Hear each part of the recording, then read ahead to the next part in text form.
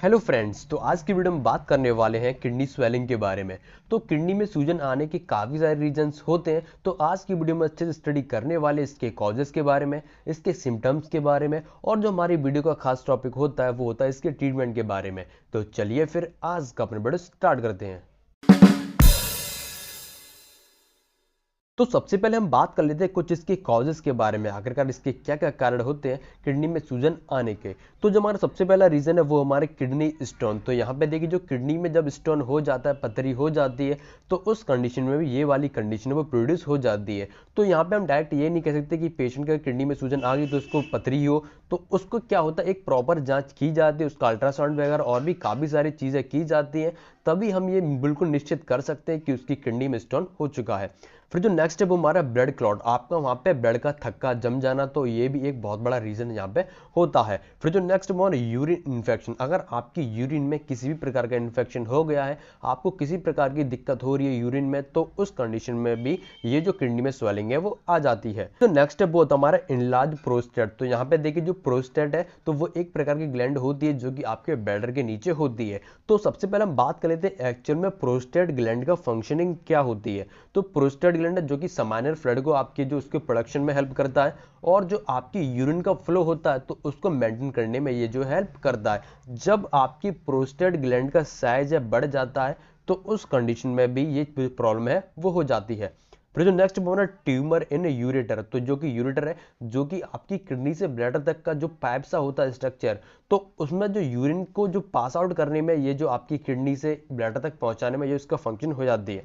जब उसमें ट्यूमर जैसी कंडीशन हो जाती है, कैंसर जैसी कंडीशन हो जाती है, तब ये भी प्रॉब्लम है वो प्रोड्यूस हो जाती है, किडनी में सूजन है वो आ जाती है। तो अब जो नेक्स्ट है वो होता है हमारा नैरो ऑफ यूरेटर। जो आपका यूरेटर होता है जो कि एक पाइप का स्ट्रक्चर होता है, जब वो पतला हो जाता है तो इसके भी पतले होने के रीजंस होते हैं, जैसे कि कोई इंजरी हो जाना, या जो तो कभी कभी ये बर्द से भी होता है, तब भी ये जो प्रॉब्लम है वो आगे चल के प्रोड्यूस हो जाती है। ये थे इसके कुछ प्रकार के कॉजेज, और भी इसके काफी सारे कॉजेज हैं, लेकिन जो मोस्ट इंपोर्टेंट और जो मोस्ट कॉमन है वो मैंने आपको यहाँ पे डिस्कस कर दिए हैं।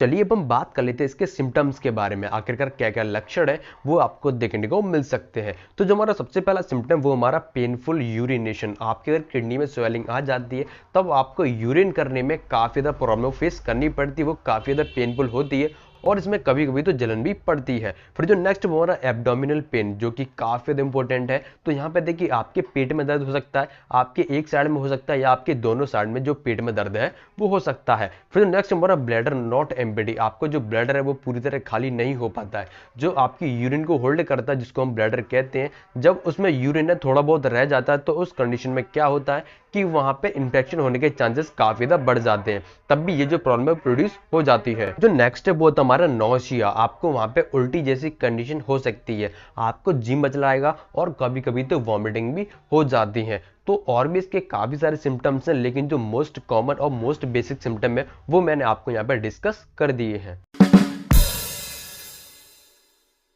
चलिए अब हम बात करते हैं इसके डायग्नोस और टेस्ट के बारे में। अगर कोई भी पेशेंट है, उसमें जो मैंने सिम्टम्स बताए हैं, वो अगर उसमें सिम्टम्स दिख रहे हैं, तो उस कंडीशन में डॉक्टर है वो क्या क्या टेस्ट है वो कराते हैं। तो जो सबसे पहला टेस्ट होता है वो तुम्हारा ब्लड टेस्ट। आपका ब्लड का जो सैंपल है वो जाता है लेबोरेटरी में, तो उसमें जो रिपोर्ट आती है तो उसके बेसिस पे भी डॉक्टर आइडेंटिफाई कर लेते हैं। फिर जो हमारा सेकंड नंबर का टेस्ट आता है वो तुम्हारा अल्ट्रासाउंड। आपका जो अल्ट्रासाउंड है तो वो उसका किया जाता है आपकी किडनी वाले एरिया, आपके एब्डोमिनल एरिया का जो है वो अल्ट्रासाउंड है वो किया जाता है। उसमें जो इमेज आती है तो उसके थ्रू भी डॉक्टर इजीली आइडेंटिफाई कर लेते हैं। तो अब जो थर्ड नंबर का टेस्ट आता है वो तुम्हारे किडनी बायोप्सी। तो ये किडनी बायोप्सी, जैसे कि आपको नाम से पता चल रहा है कि आपकी किडनी का बायोप्सी मतलब आपकी किडनी का एक थोड़ा सा जो सेक्शन लेके, उसका थोड़ा सा कट लेके, माइनर सा जो सैंपल उसका लेके, तो वो लेबोरेटरी में स्टडी के लिए जाता है। तो ये कुछ प्रकार के टेस्ट होते हैं जो कि इस कंडीशन में कराए जाते हैं। तो ट्रीटमेंट की बात करने से पहले मैं आपसे कहना चाहूंगा कि मैं आपको जो भी मेडिकेशन बताऊंगा वो आपको हमेशा डॉक्टर की एडवाइस पर यूज करनी है।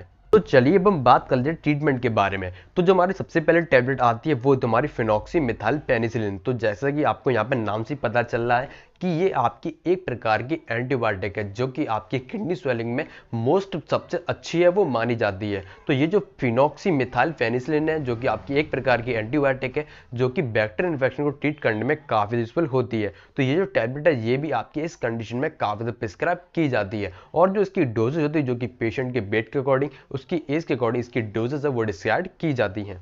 अब जो नेक्स्ट टैबलेट आती है वो तुम्हारी फुरोसेमाइड टैबलेट जो कि काफ़ी ज़्यादा यूजफुल है, जो कि आपको मार्केट में एलेसिस के नाम से इजीली मिल जाती है। और ये जो टैबलेट है इसके बारे में आपको तो पता ही होगा क्योंकि मैंने इसकी काफ़ी सारी वीडियोस में बताया भी है कि ये एक प्रकार की डाययूरेटिक है जो कि आपके यूरिन के फ्लो को इंक्रीज है वो कर देती है। और इसकी एक कंडीशन होती है, अगर पेशेंट को हाइपर कैलेमिया जैसी कंडीशन है, मतलब उसके ब्लड में पोटेशियम का लेवल बढ़ा हुआ है, तब आपको ये टैबलेट उसको प्रिस्क्राइब नहीं करनी है। और अगर हम बात करें इसकी डोज की तो आपको ये एक टैबलेट सुबह और एक टैबलेट दोपहर में खाना खाने के बाद लेनी होती है। तो अब जो नेक्स्ट टैबलेट आती है वो तुम्हारी डेल्सारोटेडिन जो कि काफ़ी यूजफुल है, जो कि आपको मार्केट में न्यूकॉप के नाम से इजीली मिल जाती है, जो कि मैनकाइंड कंपनी इसको मैन्युफैक्चर करती है। तो ये जो टैबलेट अगर पेशेंट को इचिंग जैसी कंडीशन है, उसको खुजली हो रही है, तभी आपको ये वाली टैबलेट है उसको प्रिस्क्राइब करनी है। तो ये जो टैबलेट है ये भी इस कंडीशन में काफ़ी यूजफुल होती है।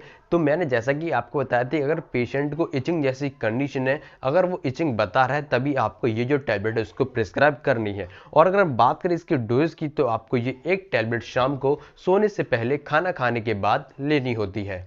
तो अब जो नेक्स्ट टैबलेट आती है वो तुम्हारी एम्लोडिपिन टैबलेट जो कि काफ़ी यूजफुल है। तो ये जो टैबलेट है अगर पेशेंट का ब्लड प्रेशर की दिक्कत है तभी आपको ये टैबलेट उसको प्रिस्क्राइब करनी है। अगर आपने पेशेंट का ब्लड प्रेशर मेजर किया और उसका ब्लड प्रेशर बिल्कुल नॉर्मल आ रहा है, तब आपको ये टैबलेट उसको प्रिस्क्राइब नहीं करनी है। जैसा कि मैंने आपको बताया था कि पेशेंट को ब्लड प्रेशर की दिक्कत है तभी आपको ये जो टैबलेट है उसको प्रिस्क्राइब करनी है। तो ये जो टैबलेट जो कि आपको मार्केट में एम्लोवाइस 5 के नाम से इजीली मिल जाती है, तो इसकी भी अलग तरह की डोज आती है। अगर हम बात करें इसकी डोज की तो आपको ये एक टैबलेट सुबह खाना खाने के बाद लेनी होती है। तो अब जो नेक्स्ट स्टेप वो होता है हमारा ओमेप्राजोल। तो इसके बारे में आपको पता होगा। तो ओमेप्राजोल है जो कि आपकी जो इरिटेशन होती है स्टमक में, आपको गैस की दिक्कत है, तो उसमें ये जो कैप्सूल है काफ़ी ज़्यादा प्रिस्क्राइब किया जाता है। ये जो कैप्सूल है जो कि आपको मार्केट में ओमी के नाम से इजीली मिल जाता है। तो अगर हम बात करें इसकी डोज की तो आपको ये एक कैप्सूल सुबह और एक कैप्सूल शाम को खाना खाने से पहले या खाना खाने के बाद लेना होता है। तो अब जो नेक्स्ट टैबलेट आती है वो थी हमारी डोमपेडोन टैबलेट जो कि काफ़ी यूजफुल है। तो ये जो टैबलेट है जैसे कि मैंने आपको सिम्टम्स में बताया था, अगर पेशेंट में वॉमिटिंग के सिम्टम्स दिख रहे हैं तभी आपको ये टैबलेट उसको प्रिस्क्राइब करनी है। तो ये टैबलेट जो कि आपकी वॉमिटिंग को कंट्रोल करने में काफ़ी यूजफुल होती है। अगर हम बात करें इसकी डोज की तो आपको ये टैबलेट एक टैबलेट सुबह, एक टैबलेट दोपहर और एक टैबलेट शाम को खाना खाने के बाद लेनी होती है। तो ये था इसका कुछ ट्रीटमेंट जो कि आपकी किडनी स्वेलिंग वाली कंडीशन में जो टैबलेट है जो कि सबसे ज़्यादा यूज में लाई जाती है वो मैंने आपको यहाँ पर डिस्कस कर दी है। तो उम्मीद करता हूँ आपको ये वीडियो इन्फॉर्मेशन काफ़ी ज़्यादा पसंद आई हुई, तो प्लीज वीडियो को लाइक कर दीजिए और ऐसे न्यू अपडेट के लिए चैनल को सब्सक्राइब जरूर कर लीजिए।